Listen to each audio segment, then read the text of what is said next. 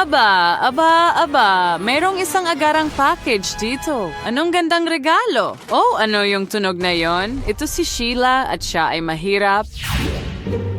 Wow! Ito ay isang gintong regalo! Anong sorpresa? Nagtataka ako kung ano ito at kanino galing. Ang pinakamahalagang bagay ay hindi ito para sa'yo. Oh, ang bastos. Sige, alamin natin ito.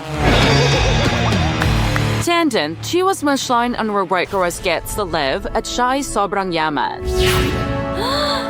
Wow! Ito ang package ko. Ito ang bahay na in-order ko. Tingnan mo kung gaano ito kaluho. Para sa akin lang. Na may gintong haligi at simboryo at ang maganda kong Bratz doll ay titira dito. Oh, oo. Oh, wow! Yan ang kailangan ko. Ano yon? Tingnan natin. Oh, yan mismo ang kailangan ko. Magpuputol ako ng isang parisukat mula sa karton na ito at ididikit ito sa iba pa para makabuo ng kubo. Ganyan lang. Ito ang magiging ulo ng manika ko. Susunod, gagawin natin ang kanyang katawan mula sa sinulid at iba pang mga kubo. Oh, ang cute naman! Susunod, kailangan nating may matirhan. Kaya gumawa tayo ng balangkas para sa kanyang bahay. Para gawin ito, gupitin ang mga kinakailangang bahagi at idikit ang mga ito.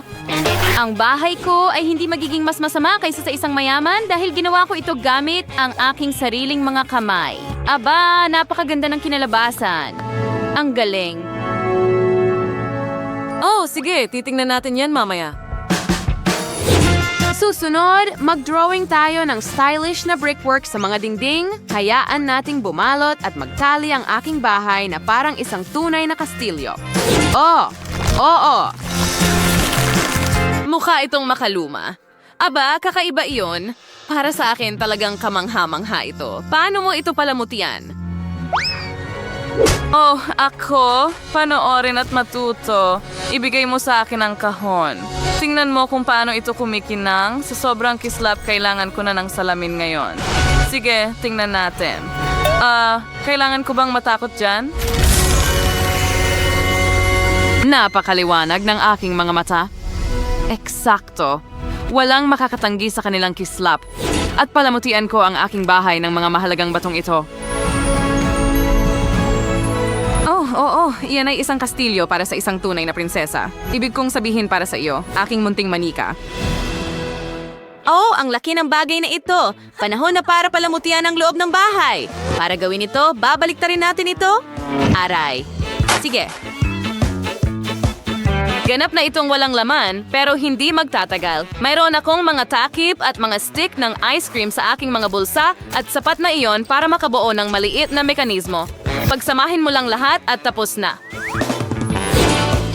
Tingnan mo kung paano ito umiikot. Dito, maglalagay ako ng maliit na bagay at dito magkakaroon tayo ng tagabuhos ng tubig. Naglalagay ng magagandang bato at halaman at ngayon maaari na tayong magdagdag ng totoong tubig. Tingnan mo ang fountain na iyan at narito ang ilaw. Kita mo? Ang galing. Gumawa ako ng buong mekanismo para maliwanagan ang aking kastilyo. At masaya ang manika ko. Well, wala namang espesyal dyan. Tingnan mo ang meron ako. Pindutin ang button. Pasensya na.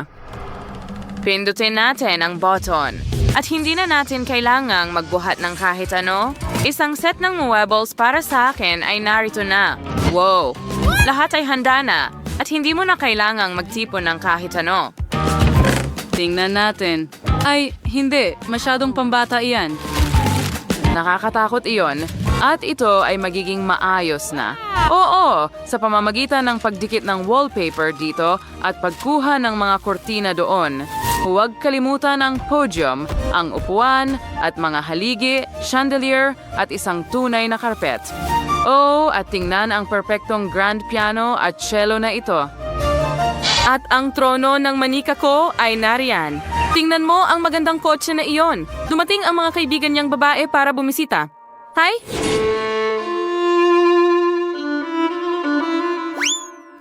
Ano ang nangyayari? Isang cello at isang piano?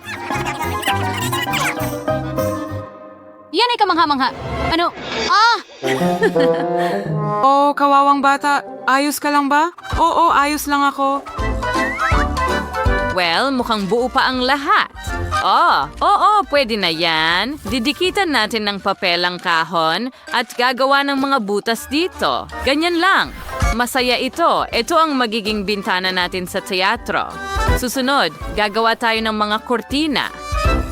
No, our salad na walang sofa at anumang kawili-wiling dekorasyon ay wala, kaya narito sila. Maupo ka. Magsisimula na ang palabas.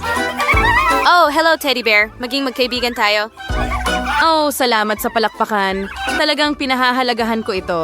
Well, oras na para pumasok ako sa kwarto. Malungkot para sa akin?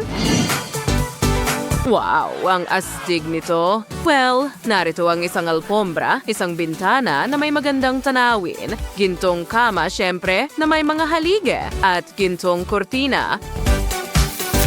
At dahil ang manika ko ay isang tunay na fashionista, magkakaroon siya ng sarili niyang aparador.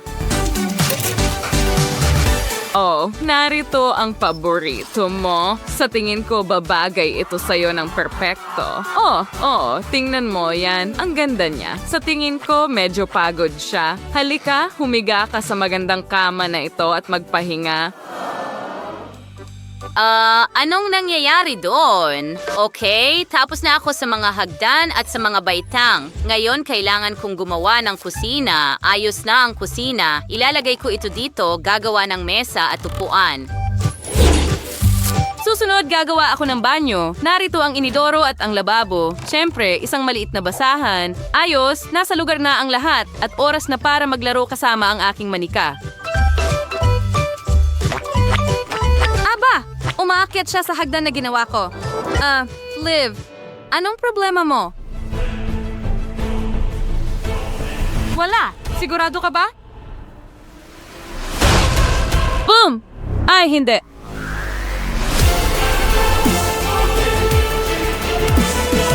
Ang manika ko.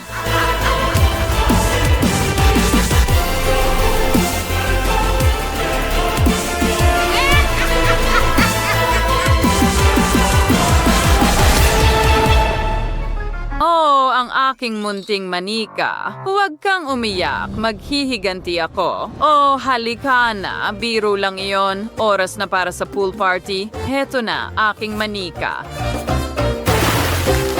Oh, gustong-gusto niya ito. Ang galing. Pero hindi lang iyon. Magdagdag tayo ng hagdan na gawa sa ginto.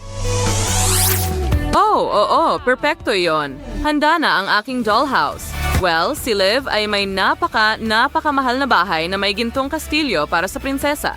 Paano naman si Sheila? Well, isang kakaibang bahay na gawa sa karton gamit ang sariling mga kamay. Simple pero may sariling natatanging estilo. Mga babae, ang galing ninyo. Magaling na trabaho. Magkita tayo muli sa susunod na hamon.